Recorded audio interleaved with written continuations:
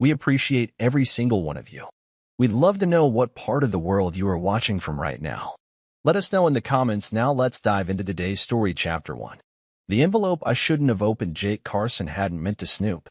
He was just flipping through the stack of mail on the kitchen counter, sorting bills from junk like he always did after a 24-hour shift at the station. Then he saw it, thick, cream-colored, gold-trimmed. No return address. No stamp. Hand-delivered. He opened it out of instinct. His name wasn't on the front, but hers was. Emily Carson. Inside was a folded ivory invitation, heavy as gilt in his hand. You were cordially invited to the wedding of Emily Carson and Daniel Whitaker. He read it 3 times. The name Emily Carson was real. The man beside her? Not him. Not the one who married her 7 years ago under a sunset sky and a shaky voice that promised forever. His vision tunneled. His heartbeat thumped in his ears louder than the neighbor's barking dog. This wasn't a mistake. It wasn't a prank. The date was set for 3 weeks from now. The venue? A luxury vineyard 2 hours outside Phoenix. And the RSVP had already been sent back. Jake dropped the invitation like it burned. It slid across the granite counter and stopped against her favorite mug, the one that said, "Best wife ever." She was in the shower upstairs, singing. He stared at the mug, then at the stairs. The water kept running. So did her lies. He picked the invitation up again, carefully, like it was evidence. His hands shook. Not from heartbreak. Not yet. From something colder. Something sharper.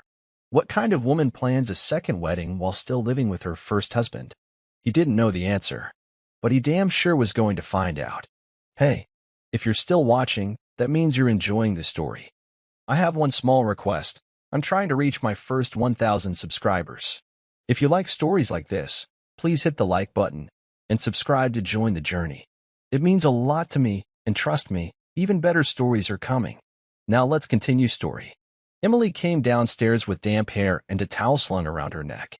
She kissed Jake's cheek like she hadn't just shattered their marriage without a word. He forced a smile, held it like a mask. "You're home early," she said, rifling through the fridge. "Slow day." Everyone managed not to set their house on fire. She laughed. God, that laugh. It used to warm him. Now it sounded like broken glass being swept into a dustpan. Jake watched her pour orange juice, sipping like life was perfectly normal.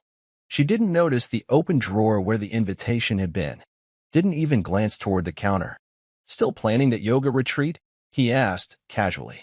"Oh, yeah. Just a little escape. You know how burned out I've been." She winked. "Recharge the soul." Jake nodded. "When's the date again?" "Weekend of the 21st, she said. "Why?" "That's just before the station's charity ball. Thought you'd want to go." Emily paused. Just for a second. A flicker of something behind her eyes. "I'll see if I can get back in time," she said quickly, turning away. Jake watched her shoulders stiffen as she walked off. He knew that twitch. That subtle shift. The lie had landed. He went to the garage after she left for work. Pulled out a fireproof lockbox from under the old camping gear. Inside, old photos, birth certificates, and a USB drive Tyler had given him years ago. If you ever need to know what someone's hiding online, Tyler had once said, "I've got you." He plugged the drive into his laptop and took a deep breath. Jake wasn't just going to find out who Daniel Whitaker was. He was going to find out everything. Jake sat in the dark, lit only by the screen. Emily's email opened with ease. Her password hadn't changed in years. Everything was backed up. She never thought she'd need to hide it from him. There were folders labeled work, taxes, and then one called retreat. He clicked. Hundreds of files. He opened the most recent first, JPEGs with sunset beaches, luxury pools, and him. Daniel Whitaker. Mid-40s. Clean-shaven. Sharp suits. His arm around Emily's waist in nearly every photo. In one, she kissed his cheek under fairy lights. In another, they toasted champagne in matching robes. Jake's hands clenched. But he didn't look away. He found voice memos next. One stood out, titled The One. He hit play. "You make me feel like I never had a life before you, Daniel." Jake was just safe. You're everything. I'm ready to start over. Really start. Her voice cracked halfway. Like it was hard to betray someone who'd saved her from a car wreck 3 years ago. Jake still had the scar on his shoulder from that night. Next, email threads. Emily and Daniel discussing catering options, guest lists, and a private ceremony. No mention of Jake. No mention of divorce. You should be free by the wedding, Daniel wrote. Soon, Emily replied. He won't see it coming. Jake stared at the screen, jaw clenched so tight his molars ached.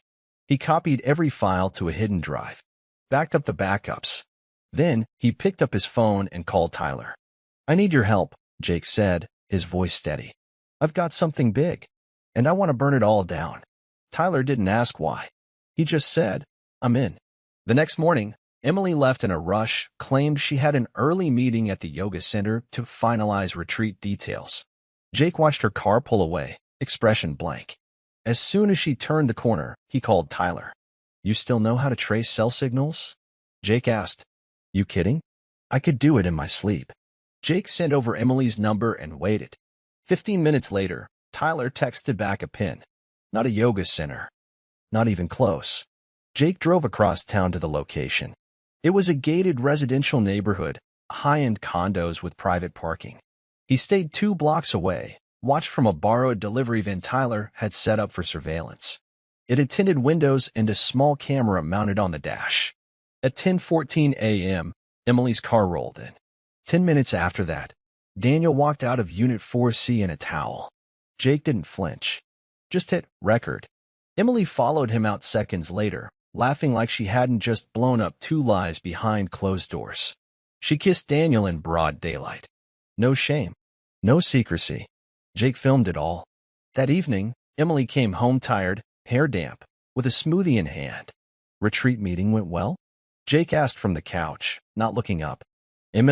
She hummed. We picked the retreat leader today. Super spiritual guy from Sedona. Jake smiled to himself. Hope he's worth the money. Oh, he's worth it, she said, and kissed his forehead. She disappeared into the bathroom. The door clicked shut. Jake took a slow breath.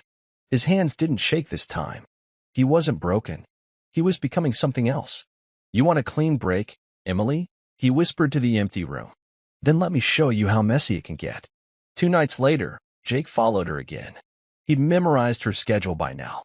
She always left the house in full makeup, claiming it was yoga, brunch, or energy cleansing. This time, she wore a red dress she hadn't touched in years, the one Jake bought her for their anniversary. Jake tailed her downtown, far enough back to go unnoticed. She didn't head toward any wellness center or spa. Instead, she walked into a luxury steakhouse, straight into Daniel's arms. He was already waiting at the bar, gray tailored suit, Rolex visible under his cuff, the polished smugness of a man who thought he was winning. Jake parked across the street, grabbed a seat at the cafe window nearby. Tyler's spy cam was clipped to his jacket, live streaming every second. Jake sipped black coffee as Emily slid into a booth with Daniel. He leaned close, touched her thigh. She laughed, eyes sparkling. Then Jake noticed something. Daniel wasn't just any guy. His face looked familiar. Jake pulled out his phone, did a quick search.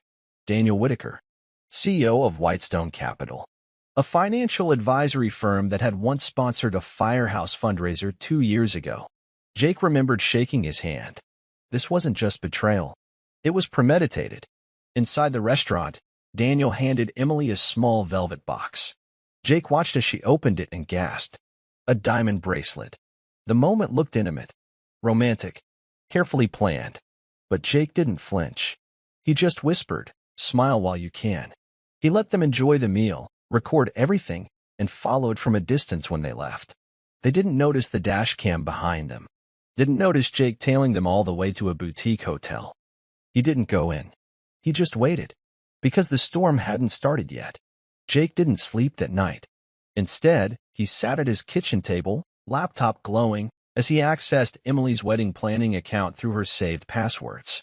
Everything she did was tied to the same email, sloppy, overconfident. There it was. An online wedding dashboard, seating charts, florist emails, guest RSVPs, digital invites. Jake's chest tightened. She was planning a full ceremony behind his back. 3 weeks from now. With a fake last name. The bride, Emily Carson. The groom, Daniel Whitaker. The RSVP list had over 50 names, coworkers, a few cousins, friends. But not a single person from Jake's world. Not his parents. Not her in-laws. Not a single mutual friend. She wasn't just leaving him. She was erasing him. Jake scrolled further. A note in the planner caught his eye. Have RSVP cards sent to work address. Avoid home just in case. He exhaled through his nose. Clever. He copied everything: contacts, the venue's contract, catering invoices. She'd signed the floral agreement with a name that wasn't legally hers yet.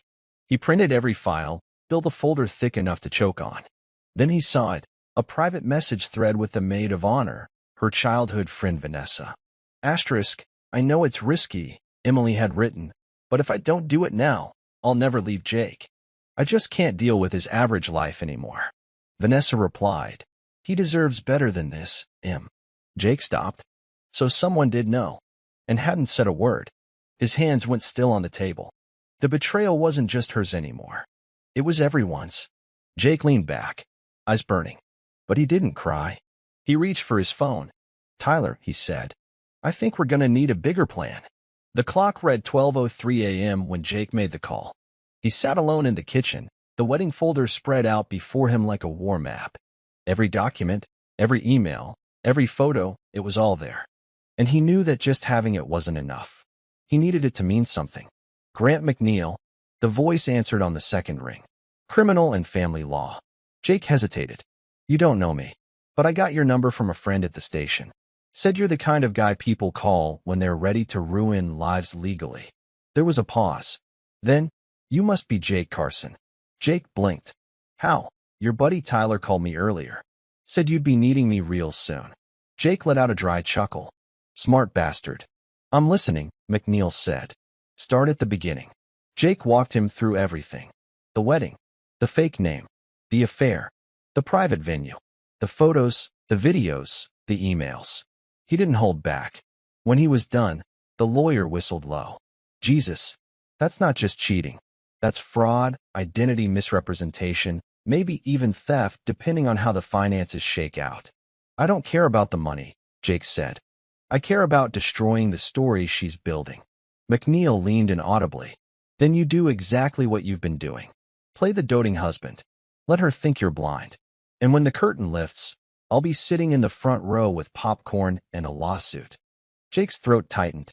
How bad will it get for her? If we do it right. McNeil said, she won't just lose her fake marriage. She'll lose her reputation, her leverage, maybe even her name.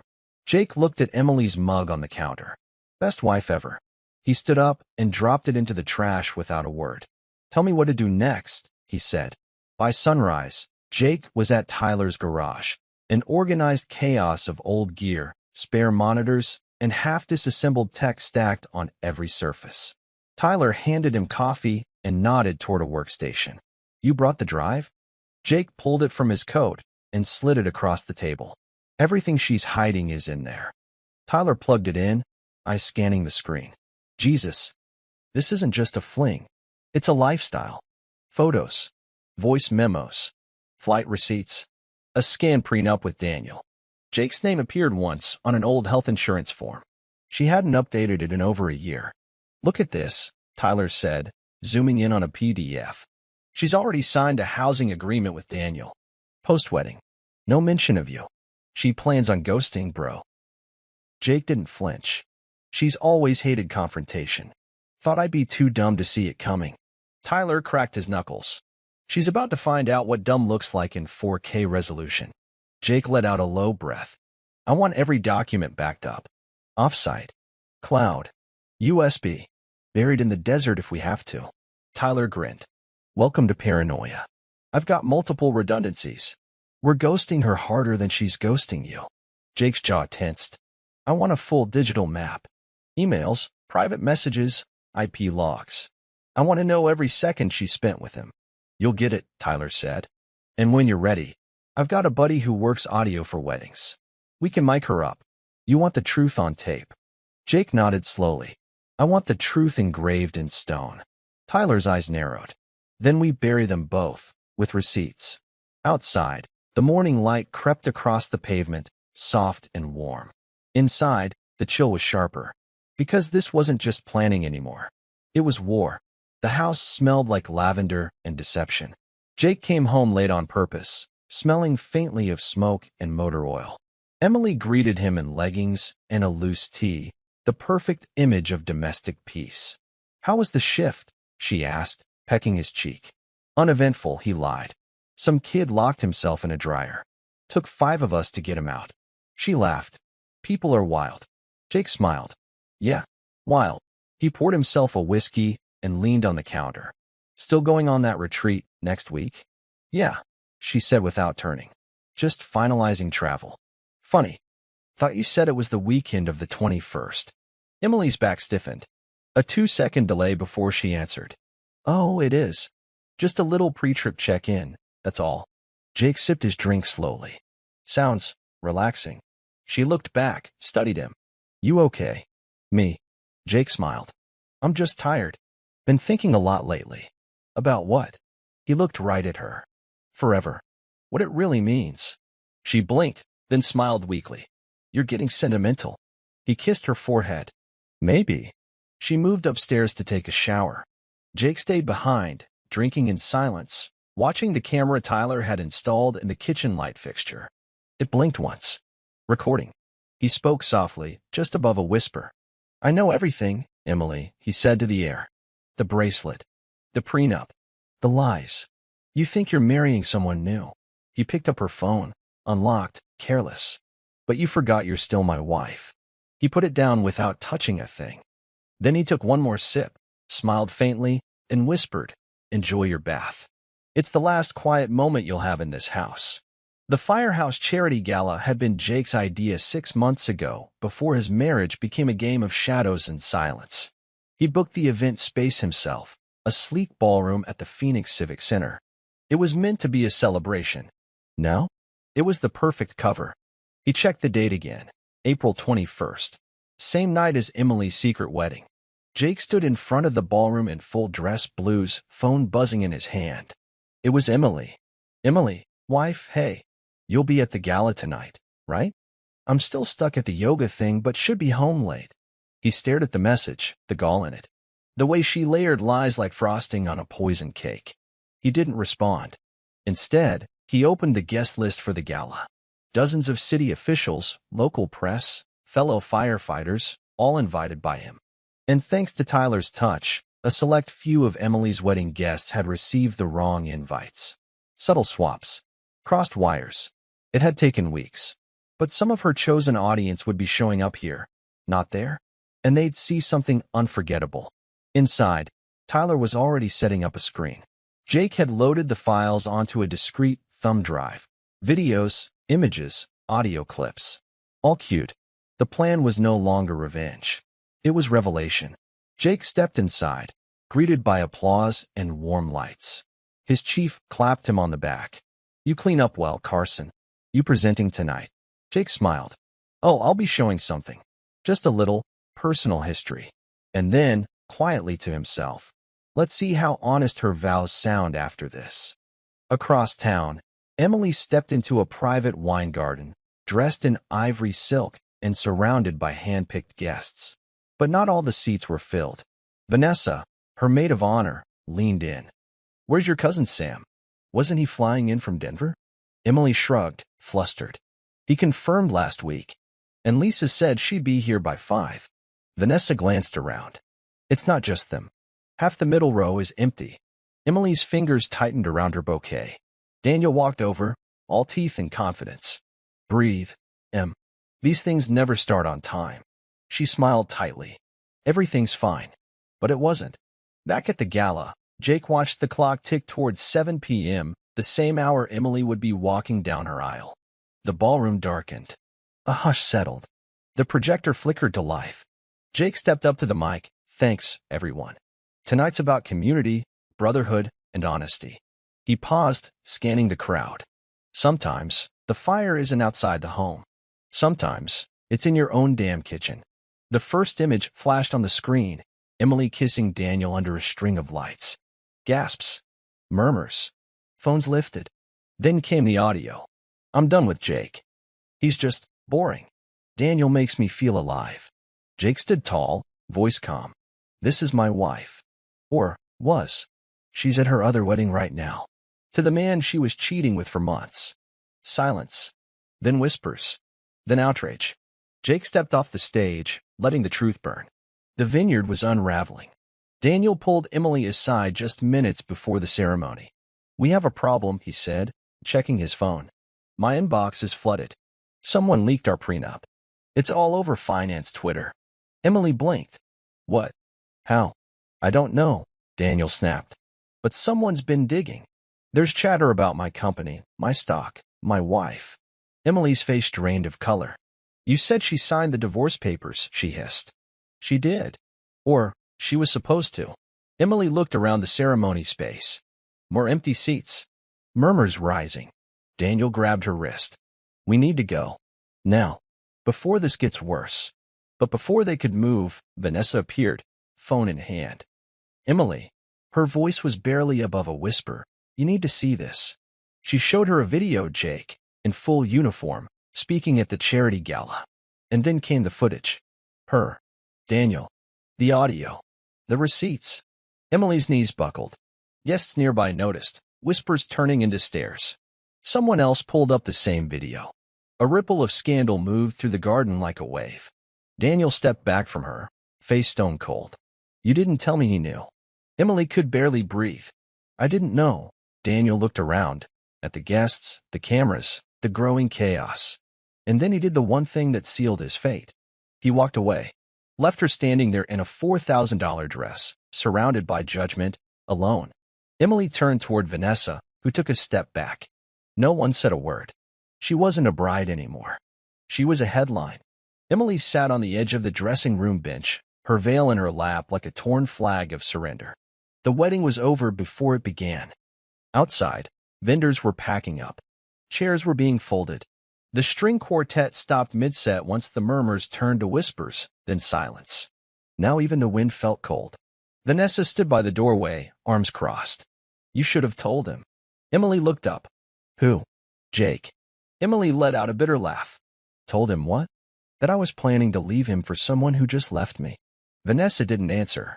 She reached into her purse, pulled out a small black leather-bound notebook, and tossed it onto Emily's lap. What's this? You left it at my place last week. Emily opened it, flipping past scattered notes until she found the page vows to Daniel. In her own handwriting.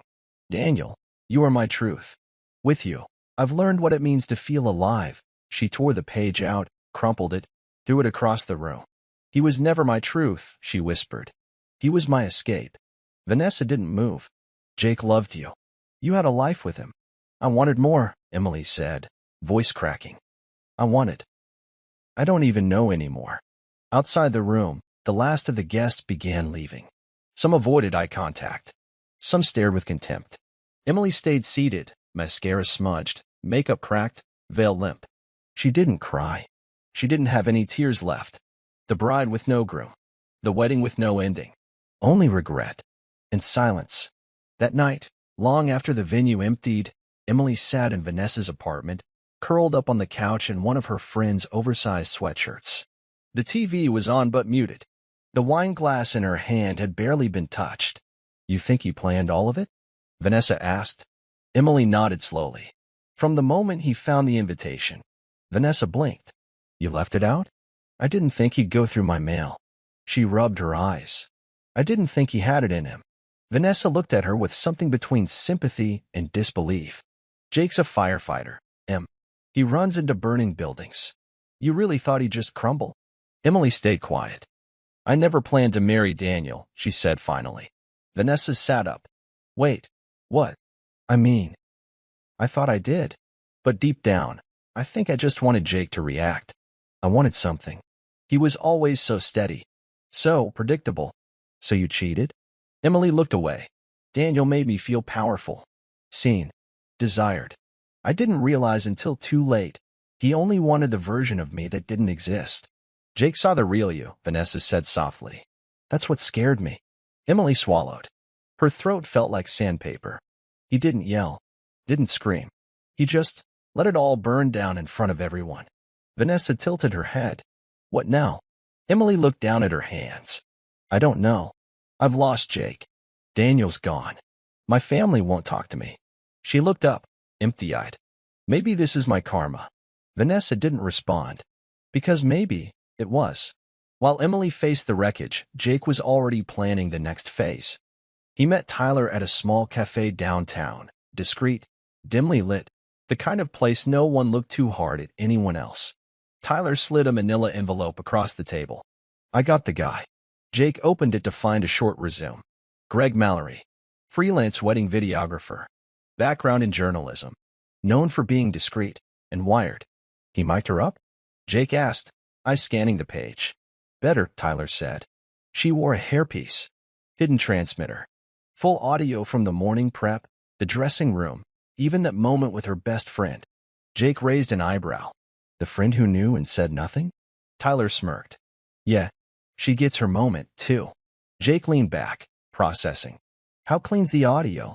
Crystal. And our guy synced it with the Gala projection setup. You've got another 10-minute video? Voice, visuals, the whole truth. Jake tapped the envelope with one finger. What's the next play? Up to you, Tyler said. Public leak? Civil court? Blackmail? Or maybe, Jake looked up. Maybe you just let it sit, Tyler continued. Let her know you have it. Let her live wondering when it'll drop. If it'll drop. Jake didn't speak for a moment. The idea held weight. Power wasn't always in the strike. Sometimes it was in the silence that followed. He took a long breath, then nodded. I want her to feel what I felt, he said. That tension. That waiting. He looked out the window. She gave me fear. Now he would give her doubt. Jake knew timing was everything. The prenup was never supposed to be public. Daniel had kept it sealed to protect his assets, and Emily had signed it without reading the fine print. Jake had read every page. She would get nothing if they divorced for infidelity, and Daniel's company had strict morality clauses in its executive contracts. Now, Jake had the document in full, watermarked and notarized. And Tyler had a connection, a mid-tier finance blogger hungry for scandal. The headline went live at noon. CEO's secret prenup surfaces. Marriage to mistress comes with ironclad escape plan. By 2 p.m., it hit Twitter. By 4, Whitestone Capital's stock had dropped 3%. By nightfall, Daniel's name was trending for all the wrong reasons. Jake didn't watch the news. He was in his garage, pacing slowly, listening to the voicemail Emily left hours earlier. Her voice was panicked. Jake, we need to talk. I know you did something. Daniel's freaking out. Please, oh, can we just talk? Please. He played it twice, then deleted it. Tyler pulled up in his truck, laptop open on the passenger seat. We've got traction, he said. Financial news picked it up. Whitestone is bleeding. Their board's in emergency session. Jake nodded slowly. Emily's still trying to reach me? 5 missed calls. 2 voicemails. She's cracking. Jake didn't smile. He just stared into the night. She used me like a stepping stone, he said. Now she's realizing it wasn't stone. It was a fuse. And now? It was lit. Emily sat alone in her apartment, curtains drawn, glass of champagne untouched. The headlines were relentless. Her name wasn't mentioned directly, but anyone who knew her knew. Her family group chat had gone silent. Her mother hadn't returned her calls. Her father had blocked her. She called Daniel again. Straight to voicemail. She texted, please just talk to me. We can fix this. I didn't know he'd go public. No response. The silence wrapped around her like a noose. Her phone buzzed. A new number. She picked up instantly. Hello. A pause. Then Jake's voice, low and calm. You get your necklace back yet? I saw you wore it at the ceremony. I thought it looked nice. Emily stood frozen. Jake, he didn't raise his voice. You picked the perfect day to lie to everyone. I figured I'd do the same. I didn't mean, he cut her off. You planned a life without me. So now you'll get one. Without my money. Without my name. Without your second wedding. Her voice broke. I never meant for it to get this far, but it did, Jake said. And now, you'll live in that fallout every day. She tried to shift the tone. Can we just talk? Face to face. Jake paused. You want closure? Yes. He exhaled. Good. You'll find it in the mailbox. Legal notice should arrive by morning. She gasped. You're divorcing me? No, Jake said. I already divorced you. Now I'm just filing the paperwork. He hung up. Emily stood frozen in her living room, the glass finally slipping from her hand, shattering across the floor. The champagne never tasted like celebration. Now it tasted like cyanide. Jake hadn't planned to involve her parents. Until he found the wedding gift box behind the furnace, a wrapped envelope addressed to Emily and Daniel, signed in silver ink by Margaret and Thomas, her mom and dad. They didn't even know. Emily had asked for space months ago, blaming stress. She hadn't told them a thing. But now they were tangled in the lie too, unknowing guests at a wedding that never happened. Jake debated for hours. Then he made his choice. He printed out the photos, the vows, the invite, even included a typed letter. I wanted you to know the truth before she spins it into something else. This isn't just about cheating. This is about who she chose to become. He mailed the package priority with tracking. 3 days later, the phone rang. Margaret. Jake answered slowly. Mrs. Hargrove. There was silence on the line. Then a shaky breath. Jake, we had no idea. Not a clue. I figured, he said. Emily was careful. She was cruel. Margaret's voice cracked. We saw the video. Your speech, the footage. We're ashamed. I don't even know who she is anymore. Jake closed his eyes. I'm sorry you had to find out like that. We raised her better than this, she whispered. Jake paused. People make choices. She made hers. Margaret went quiet. Then softly, we still think of you as family. Jake didn't reply. He couldn't. But the next morning, a handwritten note appeared on his doorstep. For the man she never deserved. You were the only one who ever loved her right. Margaret and Thomas. Jake read it twice. Folded it once. And put it in the one place she'd never find it. His future. Jake parked 2 blocks from the vineyard, out of sight, but close enough to feel the tension in the air. He wasn't dressed like a guest. He didn't need to be.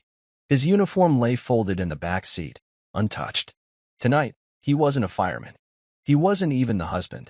He was the ghost in the wings, the reckoning she never saw coming. The sun dipped low behind the hills as guests milled around under strings of white lights. Emily's favorite kind. She'd once told him she dreamed of fairy lights at her real wedding, the one where she could start fresh. Tonight, those lights would burn out in front of everyone. He waited for the cue. Inside the venue, confusion brewed. Guests were whispering. Phones buzzing. Some glancing down at screens, others murmuring to each other with furrowed brows. That was Tyler's work. Scheduled posts. Staggered leaks. Jake checked his watch. 7:02 p.m. time. He stepped out of the shadows and walked toward the gates. Security blinked when he flashed a smile and walked straight past them, invitation in hand. It wasn't his name on the invite. It was hers. Emily Carson. He entered just as the ceremony music started. Gasps fluttered across the rows. He didn't stop. Didn't flinch. Emily appeared at the top of the aisle, white gown, frozen in place. The music kept playing, but no one moved. Daniel turned, saw Jake, and his expression dropped like a man seeing the last second of a train before it hits. Jake walked forward, calm, controlled. He reached into his coat and pulled out a flash drive. Sorry to interrupt, he said into the mic. But there's been a change in vows. The projector whirred to life. First, the image of Emily and Daniel kissing in the hotel suite. Sharp, clear, undeniable. Then, her voice. I can't wait to start over. Jake's just dead weight. Daniel is everything. The room split in half. Someone gasped. Someone dropped the wine glass. Margaret, Emily's mother, stood slowly from her seat. Emily staggered back, shaking her head. Turn it off.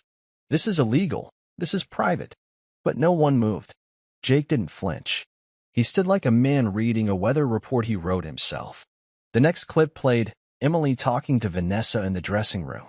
I never loved Jake. Not really. He was just the safe bet. Daniel's the upgrade. Vanessa stood from her chair, pale, then left without a word. Emily turned to Daniel, desperate. Say something. But Daniel had already stepped back, his face hardening. I told you this would catch up with us, he muttered. She reached for him. He recoiled. Margaret's voice rang out across the venue.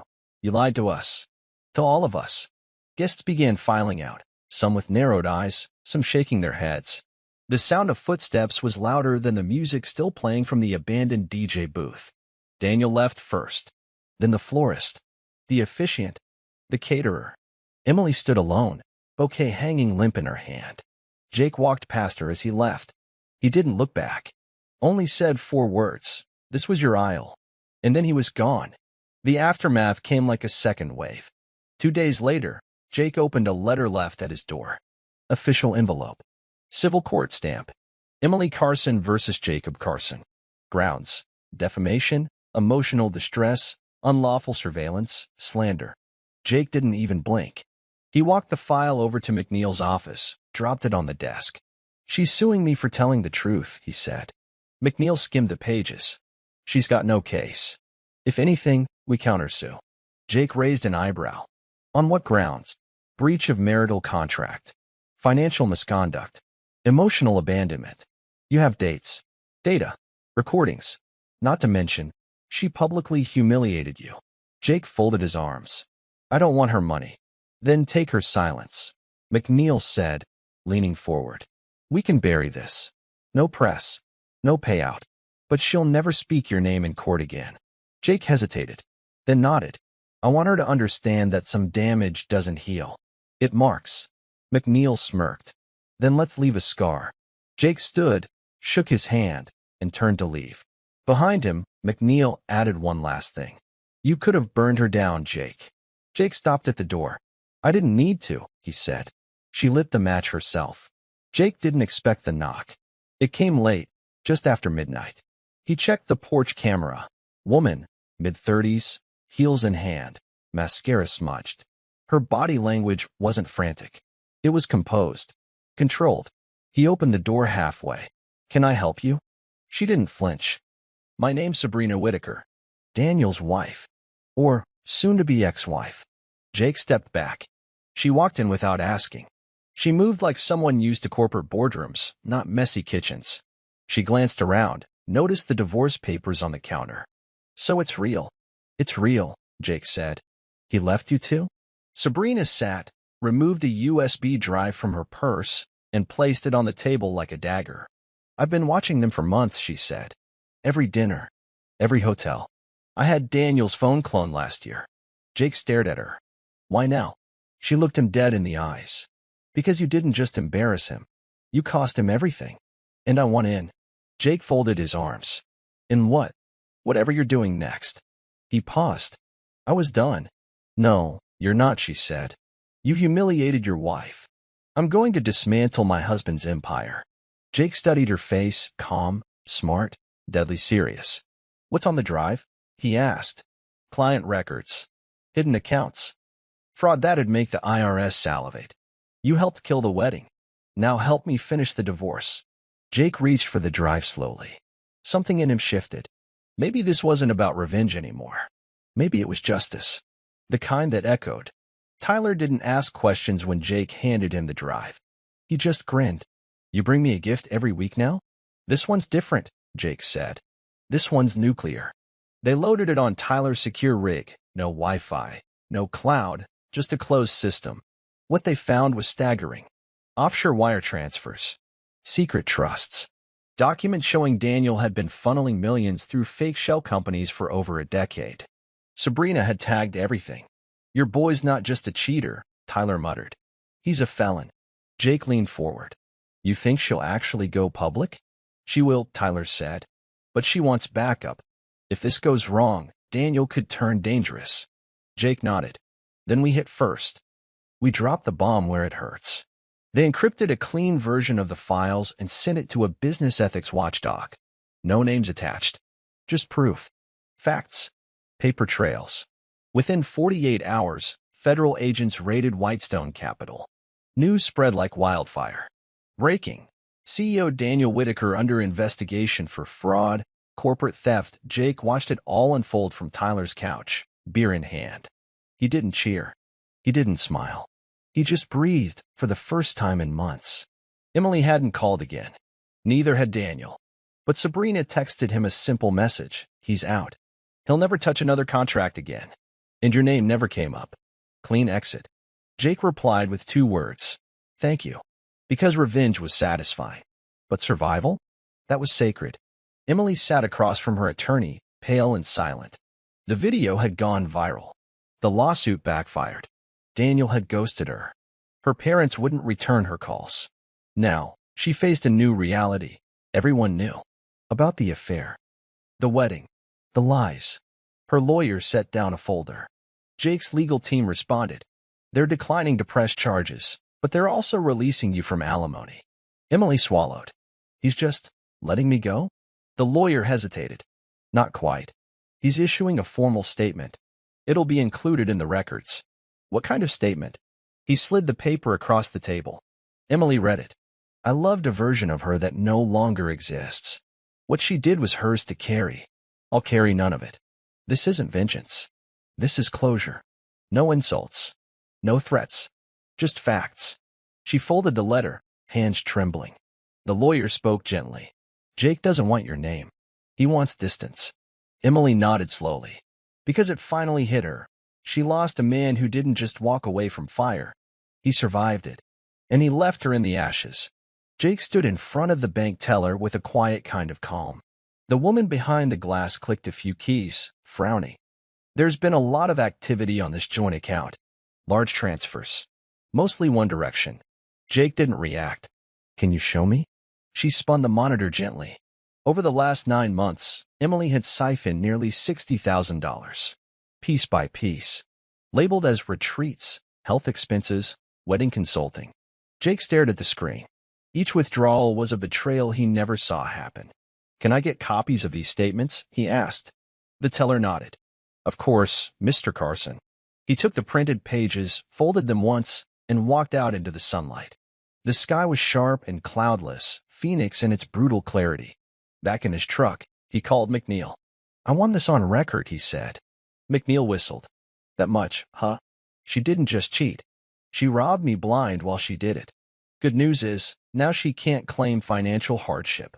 McNeil replied. We'll have her legally on fraud. Misuse of marital funds. Jake exhaled. Will she do time? Doubtful, McNeil said. But she'll never open a clean line of credit again. And her next relationship? That bank account's gonna have a padlock. Jake let the phone drop into his lap. It wasn't about punishing her anymore. It was about taking back what was his. His dignity. His future. His name. And no one would ever steal those from him again. Jake returned to the firehouse 2 weeks later. He walked into the smell of burnt coffee and old boots. The guys were seated around the table playing poker, arguing about who owed who a six-pack. The room went quiet when he stepped in. Look what the storm dragged back, one of them said. Tyler smirked. You bring the popcorn, Jake? We're still talking about your wedding crash special. Laughter broke out. Jake chuckled, shaking his head. That wasn't for show. That was survival. Hell of a performance, Chief Briggs said, standing from his office. You've got brass, Carson. A lot of people would have folded. You didn't. Jake nodded. Wasn't about her. Wasn't even about Daniel. What then? Briggs asked. Jake looked around. About remembering who I was before all that. Before the lies. The chief clapped him on the shoulder. You ever want a promotion? We're ready. Jake blinked. You serious? You showed leadership most men don't even fake. The table erupted in cheers. Jake smiled for the first time in weeks, a real one. Not the tight, polite one he wore through betrayal, but one that stretched across his face like sunrise after smoke. He sat down, picked up the deck of cards. I'm all in, he said. And for once, it wasn't a gamble. Daniel Whitaker's empire didn't collapse in one day. It died by slow cuts. Every leak, every audit, every silence from the people who once praised him. Jake watched it unfold online, sipping coffee on his back porch. The screen showed footage of Daniel leaving federal court, hiding behind sunglasses and a lawyer who looked more exhausted than interested. Whitestone Capital's stock was frozen. Investors bailed. The board fired him. But the final nail came from an unexpected place, Sabrina. She gave one anonymous interview. No face. Just audio. He manipulated everyone, including me. But I saw through it.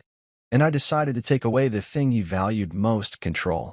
Jake clicked pause. He didn't need to hear more. Daniel had tried to build a life on secrets. Now, even the shadows rejected him. He picked up his phone and texted Tyler. He's done. Confirmed. Tyler replied instantly.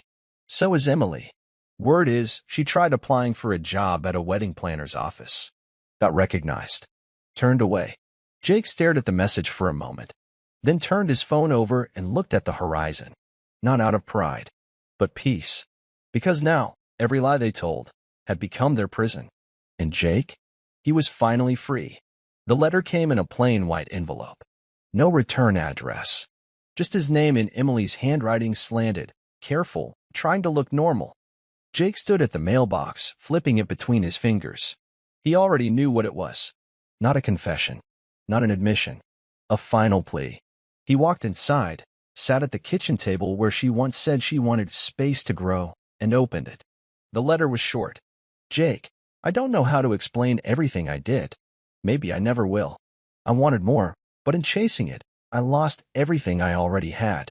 I don't expect forgiveness, but I needed to say I'm sorry for what I did to us. Emily. Jake stared at the paper. The ink smudged near the bottom. Maybe she cried while writing it.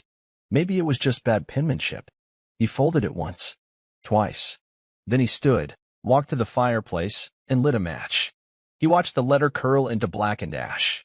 It didn't feel like closure. It didn't feel like triumph. It just felt over. That night, Jake slept with the windows open. No dreams. No ghosts. Just air. It started with an email. Subject line, saw your story. Thought you might want to talk.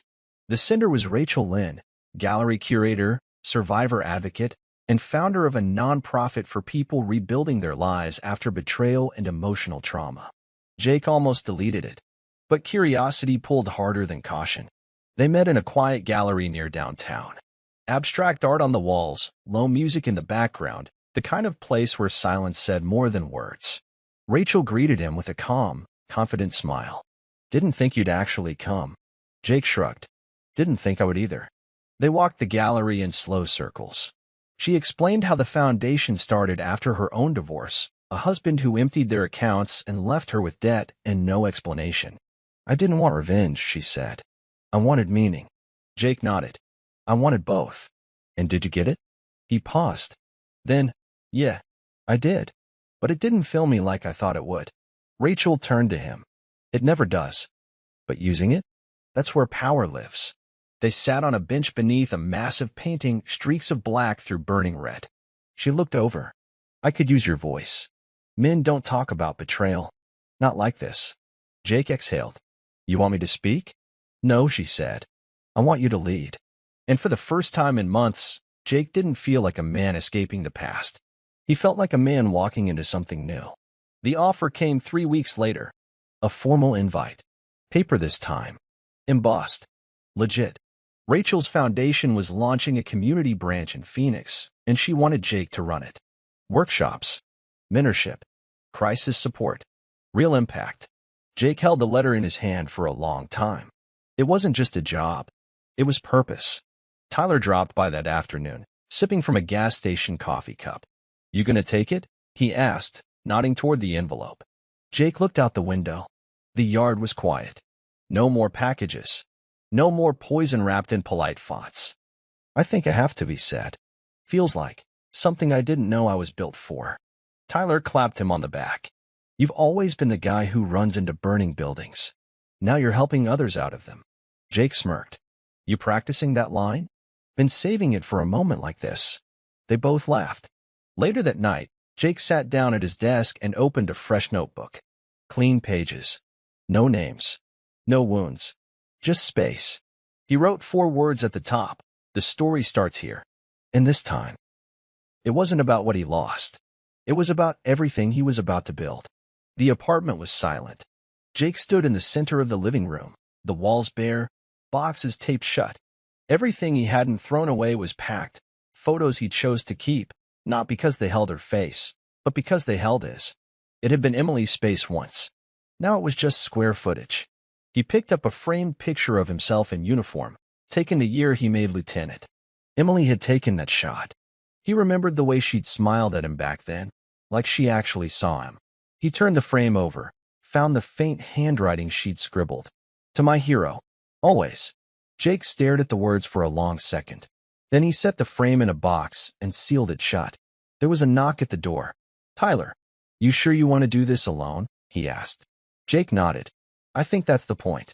They walked the last few things to the truck. As Jake locked the apartment behind him, he didn't feel heavy. Not angry. Not even relieved. Just done. He left the keys on the counter with a note for the landlord. "Keep the deposit. Paint over everything." As they drove away, Tyler glanced over. "Where to now?" Jake looked ahead. "Somewhere quiet. Somewhere no one knows my story. Fresh start." Jake shook his head. "No. Same guy. New chapter." Outside, the city blurred past the window. But inside, Jake felt sharper than ever. They stood in front of Jake's new place, a small, clean cabin near a wooded edge just outside the city limits. No neighbors for half a mile. No noise but wind. Tyler handed over a six-pack and a spare house key. "In case you ever decide to go full hermit, I figured I'd at least crash with beer." Jake smirked. "If I ever go full hermit, I'm changing the locks." They sat on the porch as the sun dipped behind the trees. For the first time in months, the silence between them wasn't weighted. It was restful. "You really doing this nonprofit thing?" Tyler asked. "Already started training. Few speaking gigs lined up." Tyler nodded. "That's good. You always had a thing for fixing people." Jake looked sideways at him. "I wasn't trying to fix her." Tyler shrugged. "Didn't say you were." There was a pause. Then Jake said it out loud. "I think I'm glad it happened." Tyler blinked. "Come again." Jake looked out at the trees. "I hate how it happened. But without it, I wouldn't be here. Wouldn't be doing what I'm doing now. I wouldn't have known who I really was." Tyler cracked open a beer and raised it. "To the ashes, then." Jake clinked bottles with him. "To the rebuild." They sat in quiet after that, the kind that doesn't ask to be filled. When Tyler left the next morning, Jake stood in the doorway, watching his taillights disappear. It didn't feel like losing something. It felt like holding steady in his own skin. For once, he didn't need to chase anything. He was already standing where he belonged. A week later, Jake got another letter. Not from Emily. This one was from her sister. It was handwritten. Short. Honest. "Jake, you probably don't want to hear from me. But I needed you to know, Emily's not doing well. She's lost almost everything. I'm not asking for pity, but I saw the way you looked at her once. That kind of love doesn't just vanish. Maybe it changes. Maybe it hardens. But I hope you know, you did right by her longer than she ever did by you. She lives with it now. Every day." Kara. Jake read it twice. Then once more, slower. He didn't feel the ache anymore. No sting. No old fire. Just a quiet echo of something that used to hurt. He folded the letter and tucked it in a drawer, not out of sentiment, but because he didn't need to burn it. He didn't need to erase what had already ended. Later that night, he stood outside, watching the sky shift between stars. Closure, he realized, wasn't a final word. It was waking up without bitterness. It was choosing not to answer a letter because you'd already said everything worth saying by walking away. He didn't hate her anymore. And that, somehow, was the final act of freedom. The Foundation's first seminar launched on a cool Friday morning. Small venue. Folding chairs. Coffee and name tags. Jake stood at the front of the room, wearing a black button-down and a quiet kind of confidence. The room wasn't packed, but it didn't need to be. 14 people. 11 women. 3 men. Different faces. Same stories. He opened with a single line. "Some of us survive fire by running from it. Some by walking straight through." And they listened. He shared what he'd lived. What he'd learned. Not as a victim. Not as a hero. Just a man who refused to stay broken. Afterward, a woman approached him. Late 40s, tired eyes. "My husband left me last year. Said I bored him," she said. "I thought about disappearing." Jake looked her in the eye. "You didn't." "No," she said. "Because I saw your story online. You stood in the middle of the storm and didn't fall apart." Jake smiled gently. "I did fall apart. I just chose not to stay there." She nodded slowly, tears brimming but held back. Jake handed her a card. "You're not alone." That night, as he packed up, Rachel appeared in the doorway. "Congratulations," she said. Jake exhaled. Felt like something shifted today. "It did," Rachel said. "You started building a legacy. Not on what she did to you, but on what you chose to do after." Jake locked up. the air cool against his face. Ashes weren't the end. They were just the proof that something burned, and that something better rose from it. The church basement smelled faintly of old coffee and linoleum. Folding chairs lined the walls, arranged in a loose, imperfect circle. Jake sat quietly, palms resting on his thighs. Across from him were 6 strangers, each of them carrying the weight of someone else's betrayal. No name tags. No small talk. Just stories. One by one, they spoke about the nights they couldn't sleep, about the silence that followed after a slammed door, about the moment love turned to a stranger. Then it was Jake's turn. He didn't clear his throat, didn't rehearse. He just spoke. My wife didn't tell me she was leaving. She planned a wedding with another man while I was still making her coffee every morning. I didn't catch her in the act. I caught her by accident, opening a letter that wasn't meant for me. Heads nodded. He continued. I used to wonder if I missed the signs, if I should have tried harder to fix something. But the truth is, I was never broken. She was. A man across from him wiped his eyes. A woman leaned forward. What did you do next? Jake looked down, then back up. I let it burn. All of it. I exposed the truth. Yeah, but that wasn't the real victory. He paused. The wind was waking up one day and realizing. I wasn't angry anymore. No one applauded. But no one looked away, either. When he finished, a woman in the corner whispered, Thank you. Jake nodded. Because some stories aren't meant to be loud. Some are meant to be witnessed.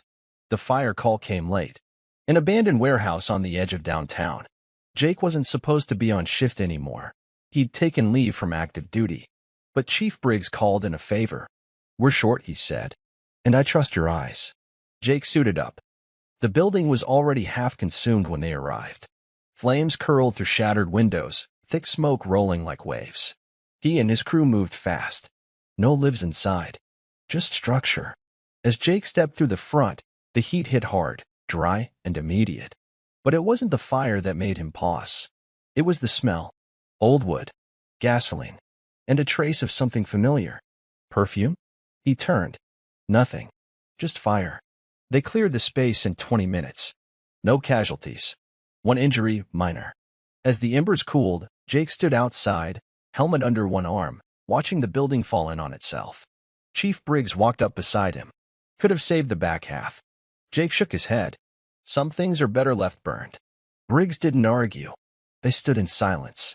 Jake looked at the flames, flickering weakly now. One more fire he didn't try to stop. One more past that didn't deserve rescue. Because not everything can be rebuilt. Some things need to end. The seminar crowd was larger now, word had spread. Jake stood backstage, reviewing his speech notes. Not because he didn't know them, but because ritual helped him breathe. Rachel appeared behind him. Big crowd. He nodded. Bigger stories. You're up after the next speaker, she said. But there's someone here you should meet first. Jake turned.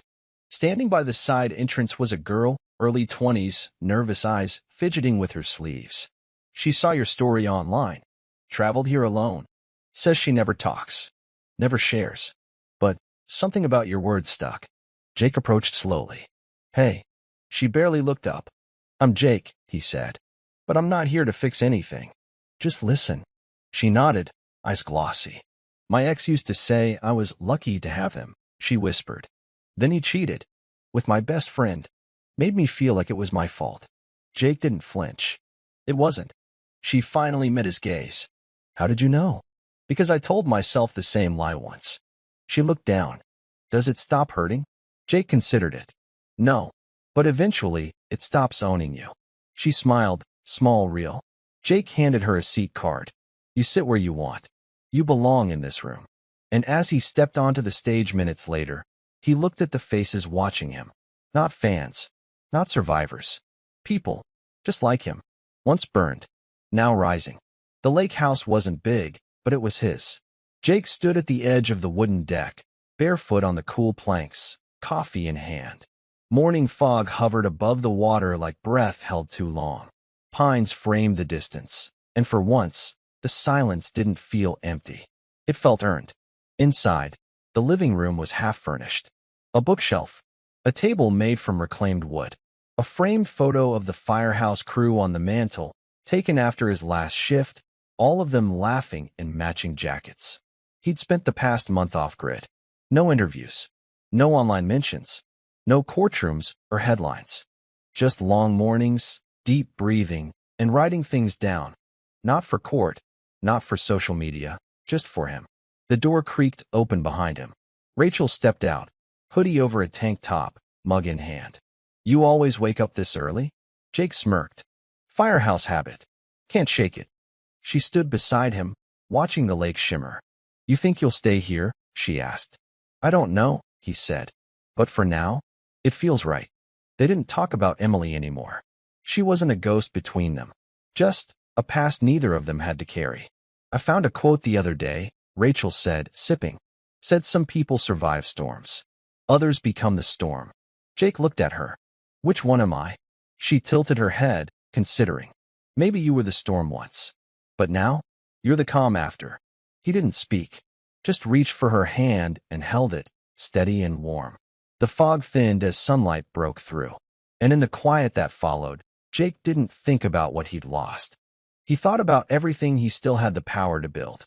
Jake found the old invitation one last time while unpacking a final box. It had yellowed slightly at the edges. Still pristine, still arrogant in its font. "You are cordially invited to the wedding of Emily Carson and Daniel Whitaker." He remembered the moment he'd first opened it. The shock, the heat behind his eyes, the feeling that the floor had cracked beneath him. He sat down at the kitchen table, holding the envelope like it was something fragile. He wasn't the groom. That title had been taken. Stolen, even. But looking at it now, it didn't sting. It didn't burn. It just was. He walked outside, lit a match, and dropped the invitation into the fire pit. The flames curled around the corners, ink bubbling, edges turning to glowing orange. Rachel walked out, curious. "That what I think it was?" Jake nodded. "Yeah. Figured it was time." They stood together, watching it reduce to ash. He spoke quietly. That was the day everything ended.